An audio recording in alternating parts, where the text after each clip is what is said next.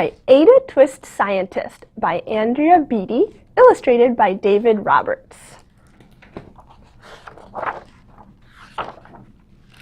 Ada Marie, said not a word till the day she was 3. She bounced in her crib and looked all around, observing the world, but not making a sound.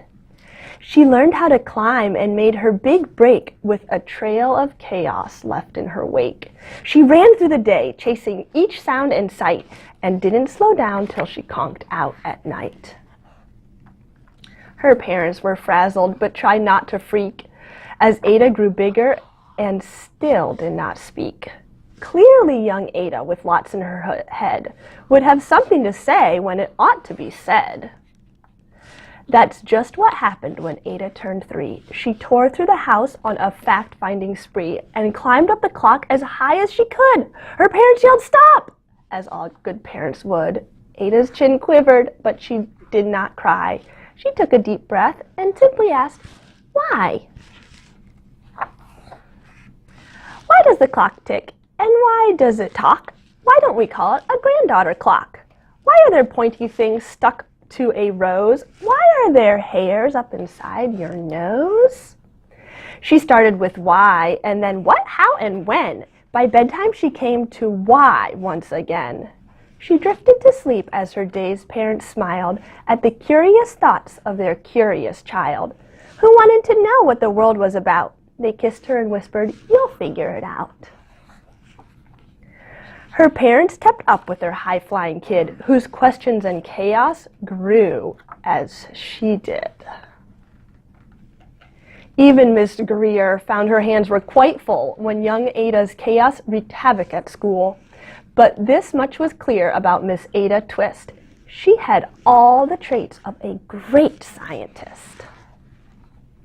Ada was busy the first day of spring, testing the sounds that make mockingbirds sing, when a horrible stench whacked right up her nose, a pungent aroma that curled up her toes. "Zowie," said Ada, which got her to thinking. What is the source of that terrible stinking? How does a nose know there's something to smell? And does it stink if there's no nose to tell? She rattled off questions and tapped on her chin. She'd start at the start where she ought to begin, a mystery, a riddle, a puzzle, a quest. This was the moment that Ada loved best. Ada did research to learn all that she could of smelling and smells, both stinky and good. One hypothesis Ada thought could be true. The terrible stink came from Dad's cabbage stew. She tested and tested, but soon Ada knew it was time to come up with hypothesis 2. Then, zowie, that stink stuck again, just like that. Hypothesis 2, it's caused by the cat. The cat couldn't make such a stink on its own. It needed perfume and some fancy cologne. So young Ada tested it. The test was a flop. Then she started her again, but her parents yelled, "Stop!" Ada Marie, to the thinking chair now, by the time we count to 3.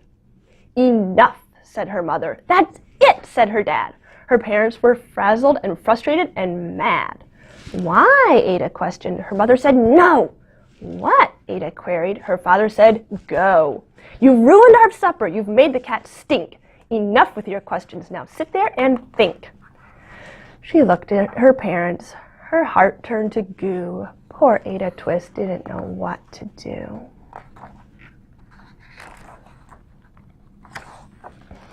She sat all alone by herself in the hall, and Ada once more could say nothing at all. And so Ada sat, and she sat, and she sat, and she thought about science and stew and the cat, and how her experiments made such a big mess. Does it have to be so? Is that part of success? Are messes a problem? And when she was thinking, what was the source of that terrible stinking? Ada Marie did what scientists do. She asked a small question, and then she asked 2. And each of those led to her questions 3 more, and some of those questions resulted in 4. As Ada got thinking, she really dug in. She scribbled her questions and tapped on her chin. She started at why, and then what and how, and when. At the end of the hall, she reached why once again. Her parents calmed down and they came back to talk. They looked at the hallway and just had to gawk. No patch of bear paint could be seen on the wall. The thinking chair was now the great thinking hall. They watched their young daughter and sighed as they did. What would they do with this curious kid who wanted to know what the world was about? They smiled and they whispered, "We'll figure it out." And that's what they did, because that's what you do when your kid has a passion and a heart that is true. They remade their world, and they're all in the act of helping young Ada sort fiction from fact. She asks lots of questions. Who could she resist? It's all in the heart of a young scientist. And as for that smell, what can Ada Twist do but learn all that she can from her friends in grade 2? Will they discover the stink that curls toes? Well, that is the question, and someday, who knows? The end.